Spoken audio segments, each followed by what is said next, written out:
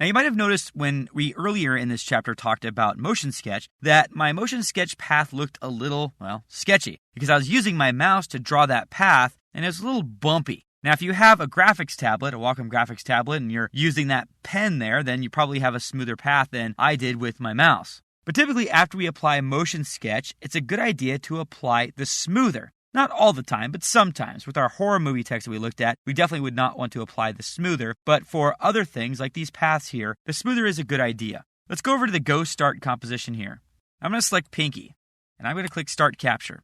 And I'm going to make a little motion path here, and I'm not going to really take time to do well here. And there's the path. And as we look here, we have this jittery, jumpy path that's kind of all over the place. Now, I obviously did this intentionally bad, so the smoother is going to really come in handy here. Again, the smoother is going to allow us to kind of smooth things out a little bit. So I'm going to go to Window, the Smoother, and I'm going to select P for the position property of my layer and select the property position. I'm just going to click Apply.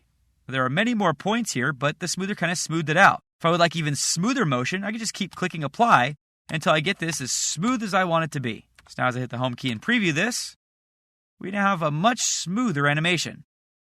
Now, it's not exactly what we want, and in this case, we probably do want kind of a more jagged animation because we have these straight paths we want the ghost to follow. Now, I should also point out here that under this Apply To dropdown, there are two options, Spatial Path and Temporal Graph. Now, spatial interpolation is where an object is. Typically, this is for things like position and effect points. But we also have the temporal graph, meaning over time. So let's say we have an animation that fades in and fades out, but the way we set up the keyframes, maybe it's a little bit too jumpy. We could also apply the smoother to those. Again, the purpose of the smoother, once keyframes are selected, is to kind of just smooth things out, to kind of find a nice average smooth balance. And that's the smoother.